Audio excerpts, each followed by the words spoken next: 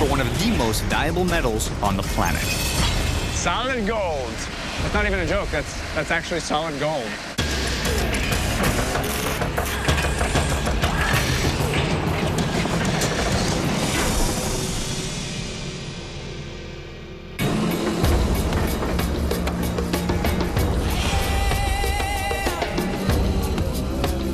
I'm in Johannesburg, South Africa. The locals call this place Egoli, which means city of gold. And quite literally, the soil under where I'm standing is the richest in the world. Located in the northeastern highlands of South Africa, Johannesburg sits above half the world's gold deposit. When gold was discovered in Johannesburg in the late 1800s, people flocked from all over the world to mine this ore. It was so plentiful that you could actually see the gold on the surface. Over time, mines opened from the east side to the west side of the city, mining deeper and deeper into the earth. Today, there are 70 gold mines in South Africa, employing over 500,000 people. The problem is, after over a century of mining, this precious resource is beginning to run out. In the last 10 years, the country's gold production has dropped 45%, while the price of gold has skyrocketed. Now, to re-establish the nation's most important industry, one South African mine is attempting to dig deeper than ever before. An hour outside of Johannesburg, the Mponeng mine is already the deepest mine on the planet, a subterranean gold factory 2.5 miles down. With more tunnels than the New York City subway and the world's longest elevators. However, most of the original gold deposit has already been mined, and the rest will be gone in just 8 years. So to keep the mine going, geologists have been drilling and testing in all directions, searching for more gold. They finally found it, a new deposit called a reef, located over 3 miles from the surface, holding over 140 tons of gold, worth over $6 billion. So if you didn't go deeper, within about 7 or 8 years, you would have simply mined all the gold that you can get at that depth. That's right. So this new project gives you the potential opportunity to extend the life of the mine by how many years? The life of mine with the current project, the life of mine will be extended to 2029. 2029? That's correct. So instead of 7 or 8 years, we're talking about 20 years. That's right, yes. While the team mines out the final gold deposits in the existing mine, they've also added a new deepening team. Their job? Tunnel 7,000 feet deeper to reach the new reef, one blast at a time. The commute to a job a third of the way into the Earth's crust takes an hour and a half.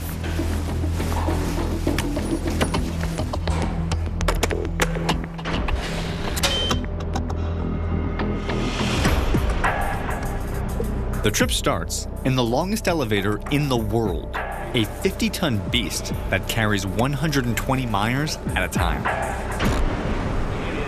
You know, given where we're going, Gordon, you guys didn't do much to kind of soften the blow and make this thing look nice. This is it. This is mining. This is reality. You ready? Okay. Right, let's go. Right on key, Billy. All right. Here we go.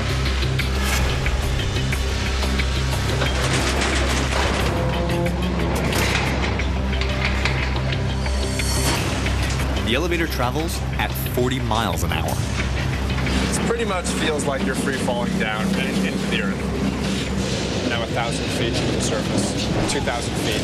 I'm now deeper than the Grand Canyon. I'm now almost at 8,000 feet. For every 100 feet we drop, the rock gets 1 degree hotter. Every couple hundred feet, it gets a little bit hotter, a little bit more pressure, and you can feel that inside your head. We're now approaching the bottom. This will be 12,600 feet. Keep in mind, this is the deepest point that any mine has ever worked at in the history of mining.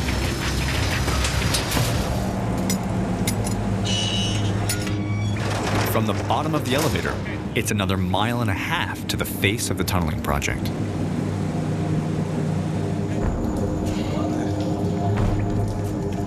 Morning.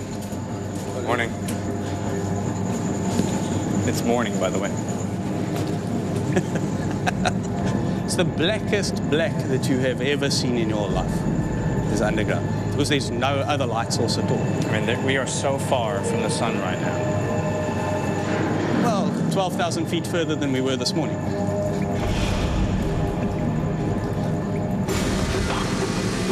The closer you get to the active face of where the rock is, the hotter it gets. So as I step down, right, every single step, I can feel the temperature getting slightly higher and slightly higher. And right there, that is the very deepest point in this mine. It'll take 600 blasts to reach the new gold reef. They're prepping for blast number 540. And blasting in the deepest spot on Earth is unlike any other kind of blasting. Faults scattered throughout the rock make earthquakes and rock falls a constant danger. Punishing geothermal heat also makes the working face a scalding 150 degrees Fahrenheit. Oh my God. That's burning hot water. The water that's being heated by this exposed quartzite is literally brought to the point of burning my hand just from the energy from the Earth. Energy from the Earth, and then, of course, the drilling. Okay, so Gordon, this exposed wall right here, this is the wall that we need to get out of our way. Yes? There's gold back there. Yes? So this wall has to continue to push deeper into the Earth to enable us to go up and straight out to get that gold. Correct. The rock is riddled with faults, which means the energy from the blast needs to be carefully controlled or risk creating an earthquake. They use a diamond-shaped blasting pattern that concentrates the first pulse of energy into the center, opening up a cavity for a second and third round of smaller charges to safely break up the edges of the face. Okay, now why do that? Why not just have an even amount everywhere? Well, you want the most energy in the center because this is the hardest place to break the rock in. As you move outside, you want less damage. If you damage the rock on the outside, you have to put more support in it. You want to keep the ground as stable and as fracture-free as possible on the outside. The dynamite is mixed and tested on site. Gordon, what are we doing right now? Right, we're going to test the explosives to see if it's mixed properly. There's two ways to do it. Yeah. With a scale or the miner's way. Put some on your finger, tongue out. Taste, battery taste, it's good. So if it feels like I'm licking a battery, I'm happy. That's it. Just lick it. Just spit him out and lick it. Put it on your tongue. Oh, God. Got a good bite to it. Oh, my God. That is awful. Looks like it's good enough to use. Yep, it's good. So blow up. So like loading a bayonet, we have now at the tip of my lance the explosive, the cable right here. Goes in that hole? This can't actually go off, can it? It's very safe. Very, very unlikely. Okay. Push it all the way in. Lance is now That's in. it. That's it. The crew pumps 3 gallons of explosives into each drill hole. Okay, so now the hole It's filled with explosives. loaded with explosives, and essentially we're embedding that bomb, that small piece of dynamite, deep inside of it, and then this becomes the way in which we tie all the different 64 holes together. That's it. And once that's done, we can push the button. The crew retreats 1,000 feet up in the tunnel to detonate. All right, so let me just kind of put this in perspective. Where we're standing right now, we're about 1,000 feet away from a ton of explosives in a wall down there. We're going to set it off, and we are going to be exposed to that explosion. It's going to be happening right down there. In a cramped space like this, each 1.5-ton blast can generate a massive shockwave. Gordon, you said something before about when the blast goes off beyond ear protection. Yes, keeping your mouth open protects your eardrums. It allows the equalization as the shockwave travels through. So I'm to open my mouth during the detonation so as the shockwave doesn't blow up my eardrums. That's it. Okay. This is really one of those moments in life where you gotta wonder, how did I get here? How did I ever do this? Why am I doing What am I doing down here? I'm 12,000 feet under the Earth's surface. I'm in South Africa. I'm holding a detonator, and behind me are thousands and thousands of pounds of explosives, and I'm about to set them off. The charge is live. All right, here we go, guys. Open your mouths, cover your ears. In 3, 2, 1.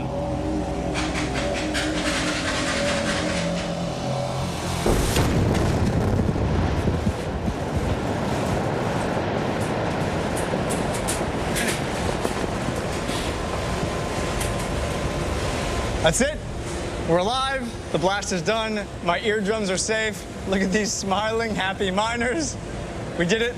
That blast fractured 100 tons of rock. So Gordon, that's exactly where the charges were set, right there, right? That's right where those bolts are, that last line of bolts.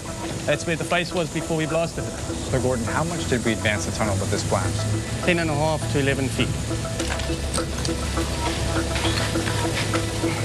Incredible rock that is 12,500 feet under the Earth's surface, rock that has never been seen by human eyes. It's been here for billions of years, and right now, today, Gordon and his team have just created the new deepest point on planet Earth. It's pretty good, man, I'm not gonna lie. It's pretty amazing.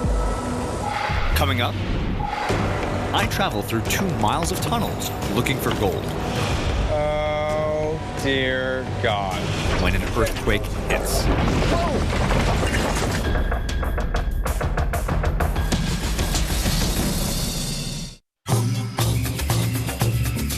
In South Africa, the world's deepest mine is blasting 40 feet deeper each day, tunneling towards a reef of new gold worth $6 billion.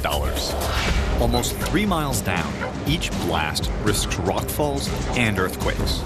And with the latest blast detonated just moments ago, it is essential to quickly support the new tunnel face. Once the blast is complete, the now newly exposed rock is susceptible to the nearly 13,000 feet of pressure pushing down in the tunnel. So to make sure this is safe before any more mining can happen, these guys have to re-support the roof and keep this ceiling up above us. So once you remove the rock, all the pressure from the 12,000 plus feet of Earth is pushing down on our heads right now. Yeah, So the tunnel wants to collapse. That's the natural desire of the Earth right now. that's a natural desire. That's what it tends to do, is to close up. So essentially, like Atlas, it's your job to sort of push back on this rock and support this open tunnel. Yes, that's basically our job, what we're doing. You look like Atlas. You're a big man. You can hold back the rock. The temperature at the face is 150 degrees Fahrenheit, and ammonia fumes from the blast fill the air. Regardless, the team has got to begin work. They do it with a grid of 33 steel rods called split sets. The split sets work like giant screws, pulling the layers of rock together. They're driven 4 feet into the rock face, each holding back 17 tons of rock, 500,000 pounds in all. And so collaboratively, all of these 30-some-odd split sets will give us basically the roof to know that it's safe for us to keep mining. Yeah, that's what's going to happen. You got a big day. You got a big day. The team installs them with a hydraulic drill and a motorized screwdriver. All right, so to get us started, Johan, why don't you drill the first hole? I'll drill the second hole. Go for it. So the first thing that's happening right now is that Johan flips the switch and immediately water starts pouring out to cool down the rock.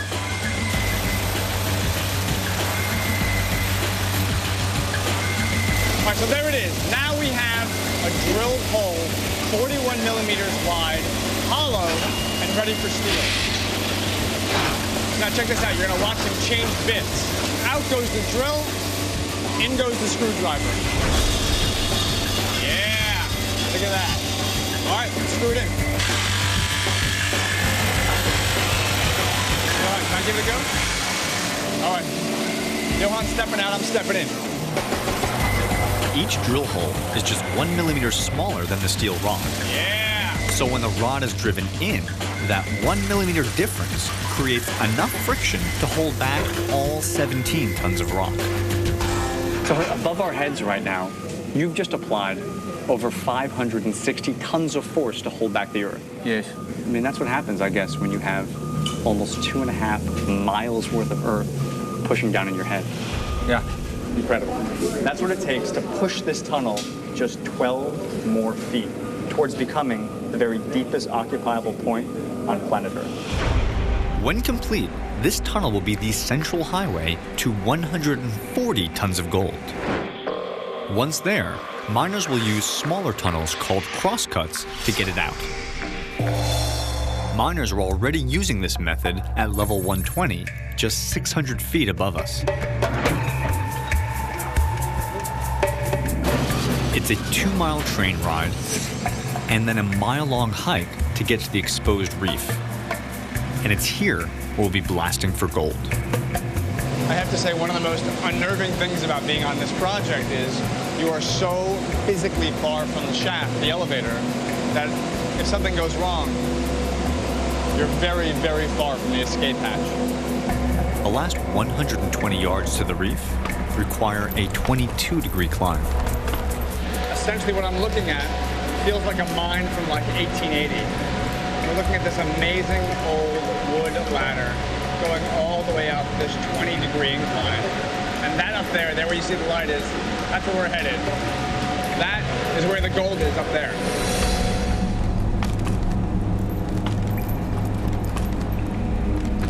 Oh my God. It's just become clear to me that where I just came from, that ridiculous ladder, that was actually just the beginning. Look where we're headed next. Oh, dear God. You've got to be kidding me. This is not what I was expecting. Is there any other way to get there other than this? No. Okay. You get prepared, emotionally and luminescently. Okay. Let's go. Carry on.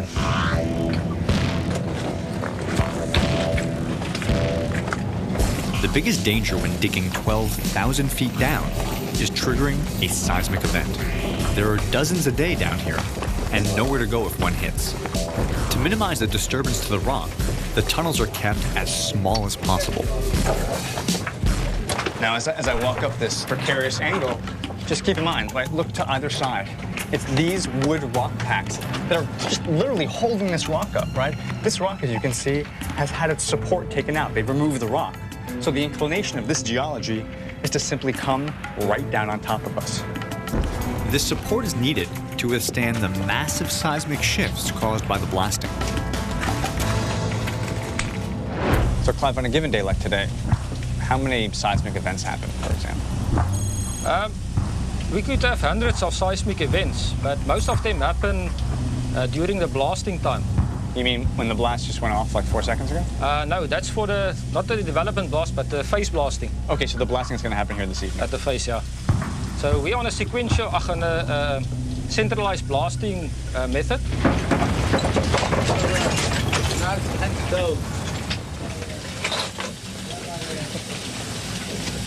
Everything's cool. Okay, Clive, my God, that was definitely it. I definitely thought that was it. I definitely was like, well, no, we're fine.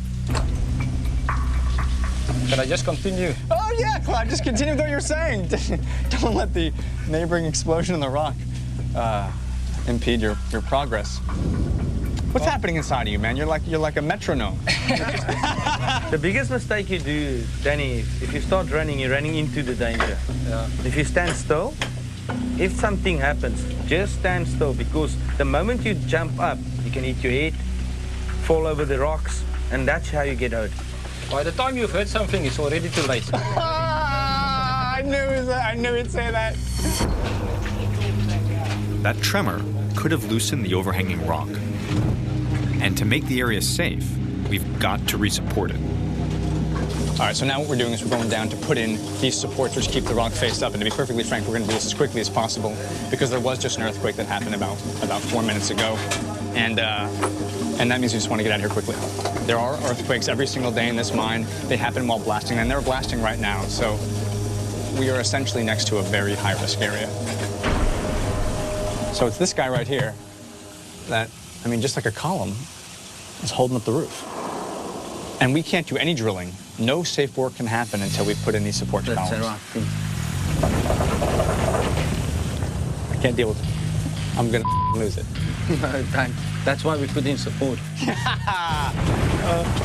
Understand? These 4-foot-high steel jacks push against the overhead rock, supporting a whopping 10 tons apiece. To install the jack, they first clear the ground of any loose rock. So as you can see, what we're doing is essentially wedging this thing in, pushing it down solidly into the ground, and then pushing it tight up to the rock face. And this becomes a strut or a column that holds back this rock. Look at that, you can see right there. Just like a jack that you jack up a car to change a tire, same principle. He's jacking it up, it's pressing up against the rock, and now this thing is one solid column, one of many that's keeping this roof safely above my head. Coming up, servicing the world's deepest elevator means slicing one of the longest and heaviest steel cables ever built. This is like an extraordinarily bad idea.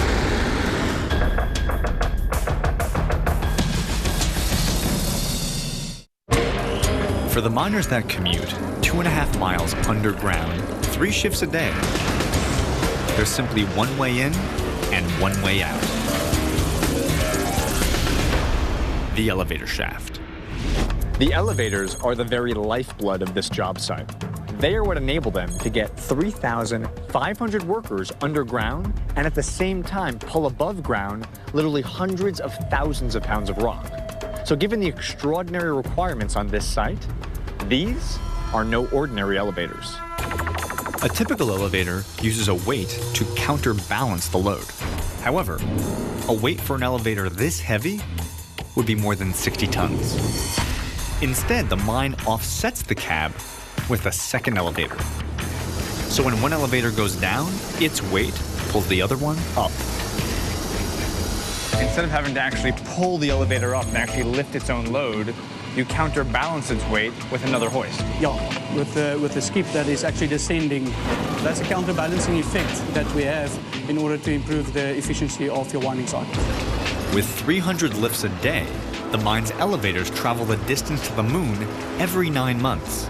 You have the weight of the rock, you have the weight of the hoist, you have the weight of the cable, and all of this is happening constantly on both sides, basically 24 hours a day. Yes, 24 hours a day, sometimes 7 days a week. Including the 20 tons of its own weight, the total load on this rope can be more than 70 tons. Last year, a rope at a nearby mine snapped, dropping a cab, killing 8 miners. So to prevent a similar failure, the team is performing a stress test on the elevator rope.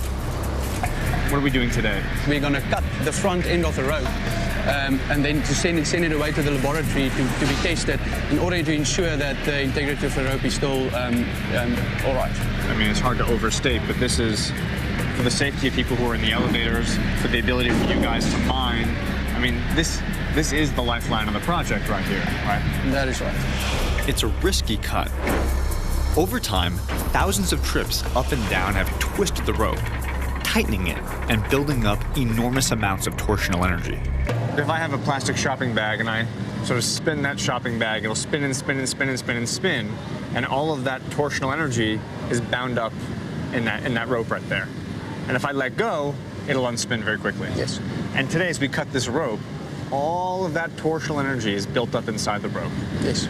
So we have to make sure to take out the spin before we cut the rope. Yes, that's correct. Yeah. With the elevators offline, no rock will be hoisted to the surface. The team has only 2 hours to get the rope section cut and the elevator back in service. The first step is to secure the elevator with a cross-beam support. So it's this piece of steel right here that locks the conveyance into place so it doesn't fall when the cable comes out. Then, while standing on top of the elevator, they unhook the rope. And Chris, I have to put a harness on because what happens if I fall down there? How far is that? Well, we will find you 8,400 feet below. 8,400 feet down. In many pieces. In many pieces. Thanks, Marnie, a man of details. The rope is held in place by a single 100-pound steel pin. It's so tightly wedged in, they have to use a hydraulic jack to get it out. That pin right there is the very last piece of steel that's holding this entire compensator to the elevator. So basically, we're going to use the jack to just smack this pin out and disconnect the hoist from all the cable. All right, Marnie, let's do it. Come to me. Let's make it happen. Want to bring the jack? You want the hammer in there? Yeah. Okay. Right, Nick? Is this going to go slow? Oh, Jesus. Whoa. Start up. Right, Nick? Go, Vicky. Whoa. You're right back. Whoa, Nick, snack. Nick, man, you're going bananas over there. To be sure the pin doesn't damage the top of the cab, it's coaxed the final 4 inches by hand. So, Marnie, the pin is like 99% of the way out, right? Yes. Okay, so slowly ease the pin out. Yeah, you just pull the pin out, yeah. All right. You ready? You want to smack? I'll smack. You hold. Yeah, I look, I come at home. Is it coming? It's coming. Ready? Okay. You okay? Got him putting down there. Okay. I feel like we just kind of like delivered a baby here. All right, so let's do it. The pin is now out. Let's separate the compensator from the hoist and get these cables over there so we can cut them. To keep the tightly wound rope from violently spinning out, first they have to clamp it down. You open this up, and then we're going to take the rope, lower it into this hole, so that when we finally cut the rope, all of that torsional energy, all of that spin force will get released and controlled with this thing right here. The rope is locked in with 4 bolts.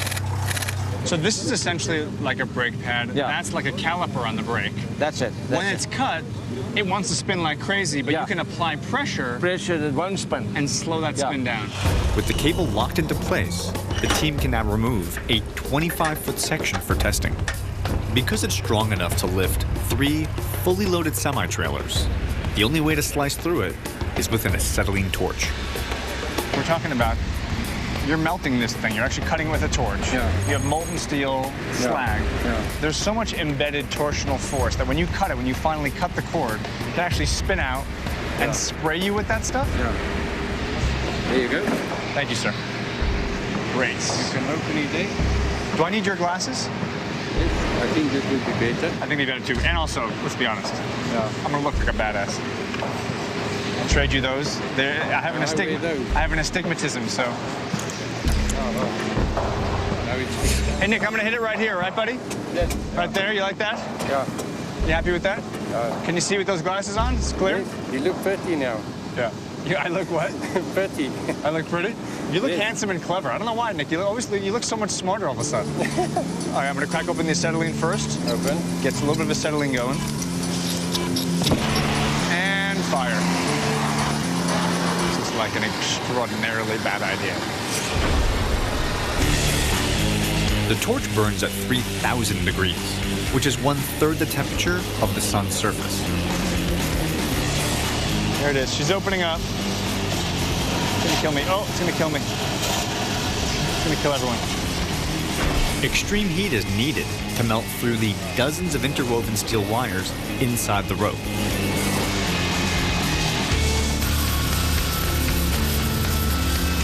Oh, there it is. There it is. Oh! Oh!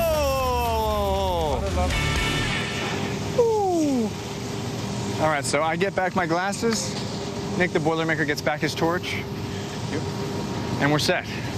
Now that it's separated, we're gonna release the tension and let all of that force out of the cable. Marnie, you ready? Release it out, start spinning, immediately pull it back, lock it up. Here we go. All right, everyone stand back. Let's release the tension. Dear God. Ready? That's it. Again. It's finished now. Yeah. Well done. That was stressful, man. Okay.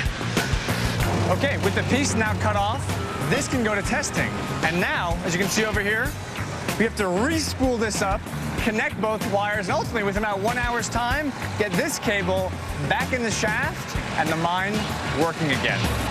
Coming up, I strike gold This is it. This is it. This is the gold. in some of the oldest rock on Earth. But first, what skyscraper has the world's longest elevator? The answer after the break.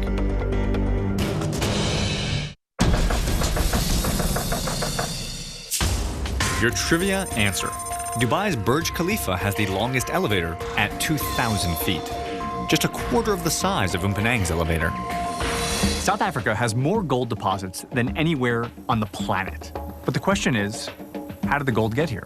Well, if you go back billions of years ago, this entire region was one enormous lake. Gold deposits were put into this lake from surrounding waters. Then, about 200 million years ago, a series of volcanic events buried this lake, thereby entombing the gold. And that reserve right there is the very stuff we're after today. Geologists know that the gold is 2.5 miles down. The hard part is getting it out. After 2 miles of tunnels, it's a 100-yard climb up a 22-degree angle to find the mining face of the gold reef. Okay, this is it. This is it. This is the gold. This is the gold. This is the ore body we're gonna mine. This tiny, small 3-foot swath is why I'm now at almost 13,000 feet under the ground. 100% right. And sort of packed inside of here in tiny amounts throughout. It's gold. The gold is in dark carbon particles scattered throughout the rock, making the reef grayish, not yellow in color. What's so incredible is the gold is so tiny that, I mean, I can't see it right here. Yeah, so little. I mean, specks of it. Yeah. Like particles of sand is inside of this, that's it. The fastest and safest way to loosen this ore is to drill and blast.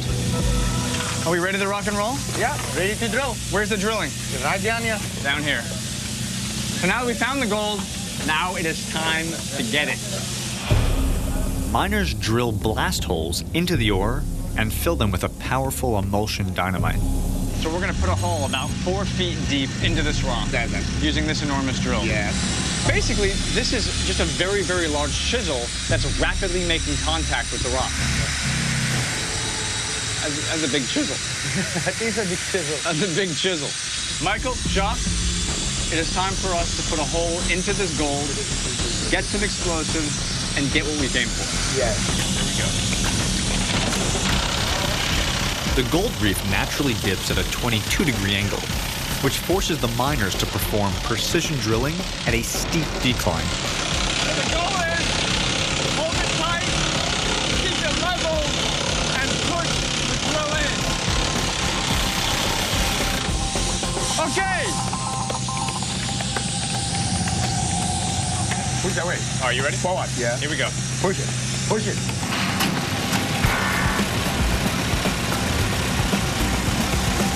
The drill runs on compressed air, hammering through the rock at 6 inches and 3,000 blows a minute.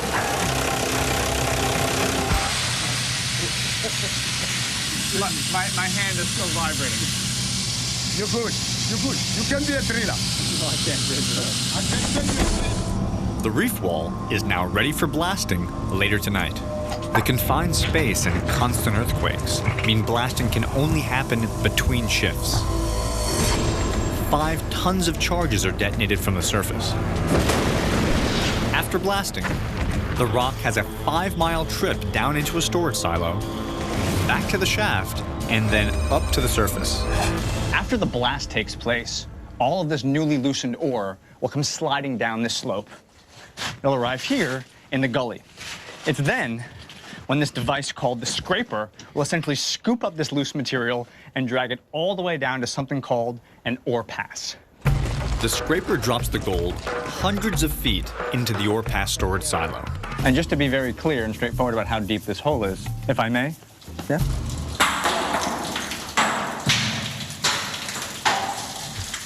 It's like the colon of the earth.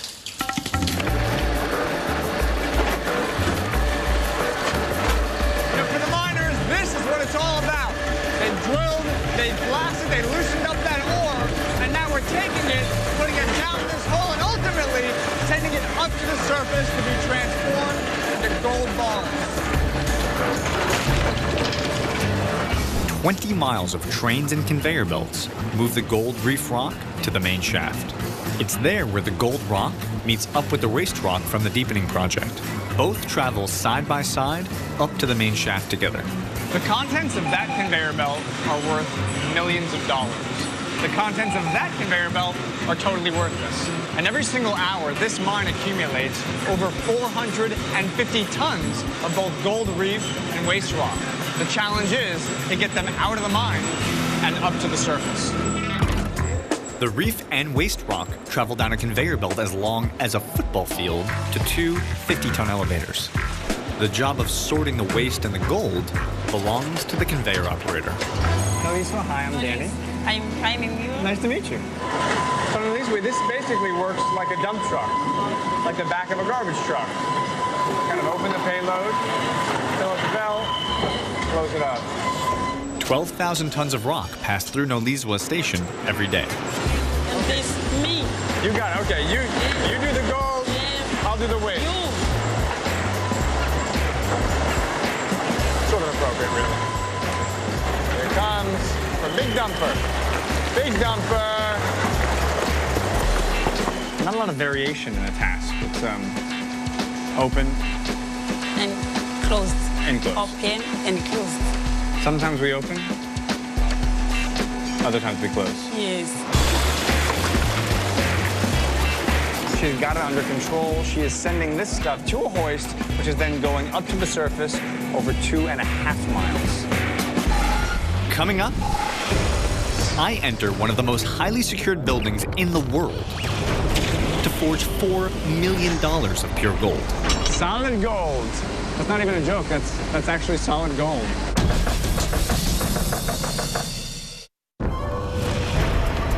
Last year, South Africa's deepest mine produced 13 tons of gold and 2 million tons of ore. Every ounce of gold they mine produces 3 dump trucks of waste. Here at the Mponeng mine, in just a 24-hour window, they pull out of the earth just 100 pounds of solid gold. Now, to get that 100 pounds of gold, in that same 24-hour window, they have to excavate nearly 15,000 pounds of rock. So to put this in perspective, in a given 30-day period of time, we're talking about nearly 500,000 pounds of solid rock, building a veritable man-made mountain right next to the mine. Going from rock to gold takes 48 hours of processing. That happens at the mine's 20-acre on-site processing plant. So the ore that comes out of the ground is not a shiny gold nugget that I imagine a panhandler from the 1880s biting on. No. This is not it. It's not visible from with a human eye. So we're talking about infinitesimally small bits of gold powder. Yes. Invisible to the naked eye, kind of scattered throughout this rock. And your job is to somehow get that microscopic powder out of the rock and then recombine it into solid gold. Yeah. That's exactly what we do. First, a 4,000-ton mill crushes the ore into a sand-like dust. The team then mixes in cyanide and carbon to dissolve the quartzite and leach out the gold. The purified gold then goes to the smelting house for the final step of the process, melting and pouring. Today, they're pouring 10 55-pound gold bars worth $4 million. The product of half a week of mining. So right now, in a matter of minutes, we're going to pour out about 10 solid gold bars. That is correct. All of the mining, the digging, the blasting, the drilling leads to right there. That's the final product. The iron has just come out of there. It is incredibly hot now that the gate is open. My face is actually burning. $4 million of liquid gold coming out of the smelter right now. Here it comes, here it comes. Wow, look at that. Each mold contains enough gold to buy 3 Lamborghinis. This looks like a science fiction movie, look at that. That is incredible. Millions of dollars, Isaac. It takes only 5 minutes for the molten gold to solidify. You know when you finish baking a beautiful lasagna and you're about to take it out of the oven, but you're a little nervous you might spill it? Well, this is kind of like that, but a significantly more expensive version. Now, once we've got the gold into the mold, we've got to get the gold out. Flip the gold. Up. And over. Woo. Smack it out. And now, come on. There it is. Wow, you got it. Solid gold. That's actually solid gold. That's not even a joke. That's actually solid gold. So, Isaac, that scrap right there, we're gonna throw that away. We don't need that, right? I'll take that to the garbage for you. I'll dispose of it. That is unfortunately not how we operate here. So even that slag right there, you're still gonna remelt that and keep looking for more gold. Correct. So I can or cannot take that home with me? You cannot. No one's allowed to. No one's. Even the garbage has gold in it around here. The bars are encrusted with impurities, like zinc and silver. The gold is then transferred to a locked cage to clean off this waste known as slag. They're like golden brownies. This is like the burnt one that tastes good, you know, at the bottom of the batch. Okay, so now that all 10 gold bars are stacked, we're gonna dump them into this hopper and begin the cleaning process. I'm Danny. I'm Kevin Governor Koza. All right, so Governor, we're gonna now clean the gold. We're gonna wash the gold. Yeah. Even though the gold has hardened and cooled from its molten state, it's still 500 degrees Fahrenheit. Well, this gives you a sense of just how hot the gold is. We're putting in some lukewarm water.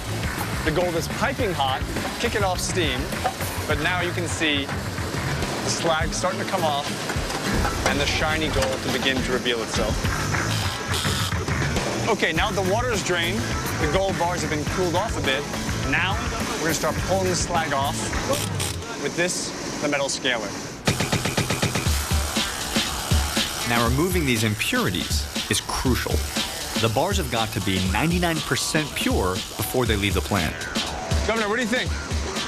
It's nice, huh? Yeah, it's nice. You see, it looks so beautiful. Eh? Beautiful, clean, no slag. No slag. Ready to go. Yeah. There it is. The finished product. Nice, shiny, solid gold. This 500 pounds of gold will be stored in a vault until picked up tomorrow by a high-security helicopter. Coming through. $4 million of gold. Okay. Well, there we have it. All 10 bars of gold, all $4 million have been delivered into the secure vault. But keep in mind, that relatively small amount of solid gold took over 4 days of solid mining, and all of that taking place over 12,000 feet under the Earth's surface. 2.5 miles below, at the deepest spot inhabited on Earth, the deepening team has nearly reached the end of their groundbreaking project. I mean, from your perspective, it's like every single day you are not just going to work, you're literally breaking the world record every single day you guys push. Yeah. It's got to be kind of incredible. They have to give Guinness a pull. Every day, though. Yeah. The crew has 700 feet to go before they reach a $6 billion load that'll keep South Africa's most important mine producing gold for decades to come.